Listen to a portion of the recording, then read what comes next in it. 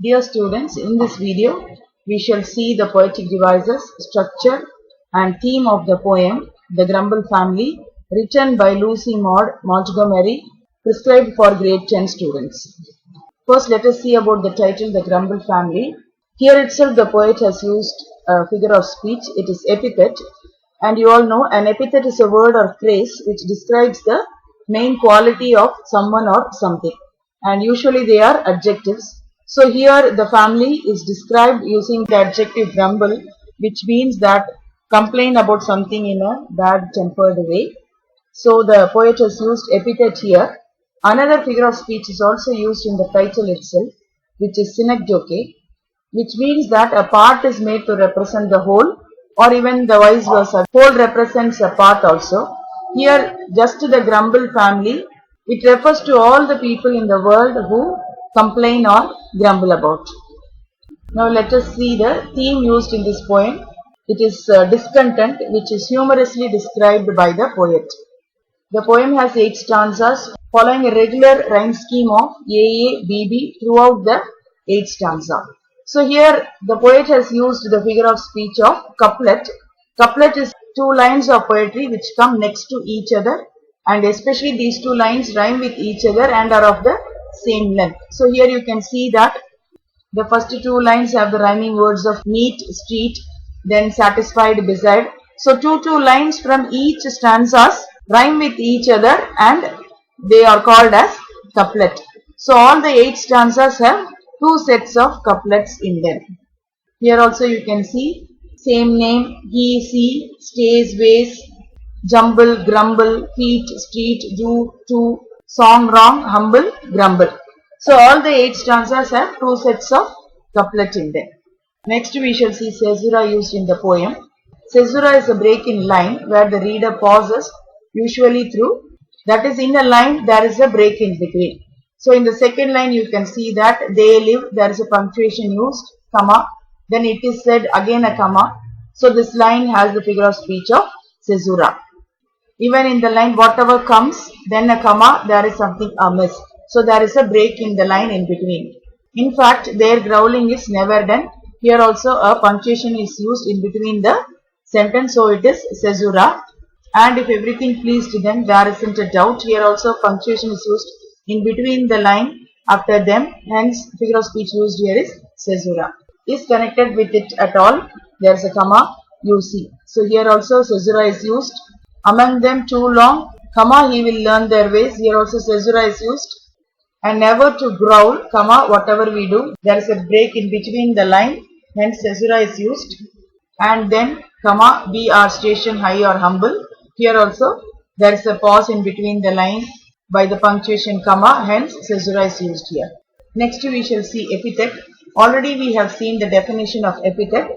Epithets are usually adjectives that describe a noun. So we have seen in the title, family is described using an adjective, grumble. Here you can see that complaining street. Street is described using an adjective, complaining. But streets don't complain. Hence the quality of complaining actually transfers to human being who complain. Hence it is transferred epithet. But in your textbook, grade 10 textbook of Tamil Nadu syllabus, it is given as epithet. So dear students, you mark it as epithet, but know that it is also called as transferred epithet because the adjective doesn't directly qualify the noun. Instead it gets transferred to some other noun. Terrible jumble, here epithet is used. Jumble means a collection of untidy things or a pile of untidy things. Dissatisfaction, discontent and complaint, that is referred here as the untidy things or pile of things by the word jumble, and that is described using a word terrible, which means bad or serious. So here this terrible actually qualifies the noun jumble. Epithet is used here. Next we shall see metaphor. Metaphor means that one thing is compared to another thing. That is, 2 things are not actually equal, but for the sake of comparison, it is compared without using the words as or like. So metaphor is nothing but comparison of 2 things. Here in the second, third and fourth line, you can see that they live actually here refers to the people who grumble. It is said generally means that it is rumored or something which is believed And moreover, these people who complain do not live in the complaining street, or they are not in the city of never are satisfied. It actually refers to the qualities of these people. Just like how people reside in a street in the city, in the same way the characteristics or the quality of complaining and dissatisfaction actually reside in these people. So figuratively, the poet has named the street complaining and the city as never or satisfied. These two are actually, street and city are static things, whereas the river actually flows. So the quality of discontent also flow in these people. So which is like water flowing in a river, the quality of discontent actually flows in these people. Hence in all these lines, the poet has used metaphor. Next we shall see contrast. Contrast means opposite. So it is the opposition of two objects and it is used to emphasize the difference between two people, places or things. So here in this line they growl at that and they growl at this. So that and this are two opposites, hence contrast is used here.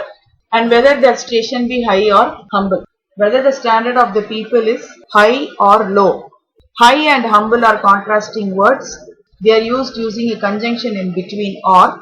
Here contrast is used. The weather is always too hot or cold. So hot or cold, two contrasting things. Then in the next line also summer and winter, they too are also contrasting things. Hence in these two lines contrast has been used. They growl at the rain and they growl at the sun. So rain and sun are the contrasting things. Hence contrast is used here. Anaphora. Anaphora is the repetition of a word or expression at the beginning of successive phrases, clauses, sentences or verse. So here in the line they growl at that and they growl at this. So here these two are two independent sentences combined using a conjunction and they both begin with they growl at. Hence anaphora is used. In the same way in the line they growl at the rain and they growl at the sun. So two independent sentences both begin with they growl at. Hence anaphora is used here. Enjambment. It is quite an opposite of caesura. In caesura a pause is used in between a line, whereas in enjambment there is no pause at the end of the line and the line runs into the next line without any stop or pause, maintaining the sense. So here in the second line they live, it is said, on complaining street in the city of. So there is a continuation, on complaining street in the city of. Hence enjambment is used here. In the line, and if everything pleased them, there isn't a doubt they would growl that. So there is a continuation after the third line in that stanza. There isn't a doubt they would growl. So enjambment is used here. In the same way in the third stanza, in the third line, nothing goes right with the folks you meet down on that gloomy complaining street. So continuation of folks you meet down on that. Hence enjambment is used there. In the fifth stanza also first line, but the queerest thing is that not one of the same can be brought. So continuation of the line into the next line. One of the same can be brought. Hence enjambment is used here. For never a grumbler will own that he is connected. So continuation. Will own that he is connected. Hence enjambment is used. And so it were wisest to keep our feet from wandering into complaining street.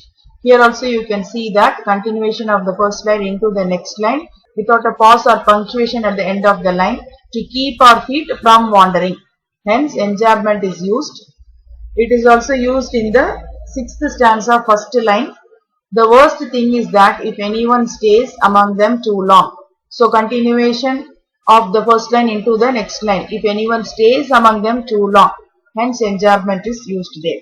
Sixth stanza, third line also, and before he dreams of the terrible jumble, he is adopted into the family of Grumble. So here also you can see that the first line continues into the next line. Terrible jungle he is adopted into. Hence enjambment is used here. Next let us see alliteration. Alliteration you all know very well. It is the occurrence of the same letter or even same sound at the beginning of adjacent or closely connected words. So let us see the alliterated words in the second stanza. First line, they, that, both begin with the letter T, hence these words are alliterated. High, humble, both the words begin with H, hence these words are alliterated, and the figure of speech used here is alliteration. In the last line of the second stanza, known, name, Though they don't begin with the same letter, they both have the same sound beginning of N, known name. Hence these two words are also alliterated.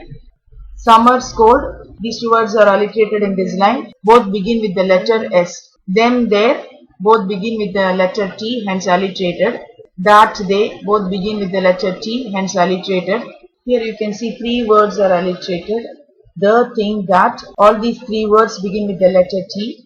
In the next line, be brought, both the words begin with the letter B, hence alliterated. Thing, that, both the words begin with T, hence alliterated. Long, learn, both the words begin with L, hence alliterated. Where, wisest, begin with the alphabet W, hence alliterated. Whatever, we, here also both the words begin with W, hence these words are alliterated.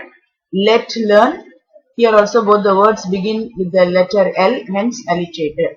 Let me repeat what is alliteration. It is the occurrence of the same letter, or even it can be sound at the beginning of adjacent or closely connected words. So whenever you write alliteration, underline the alliterated words or pick the alliterated words and write it separately and show them. Dear students, I hope you all would have understood. So subscribe to watch the other videos and even to get the updates on new videos. If you like the video, do click the like button and share it with your friends. Thank you. Happy learning.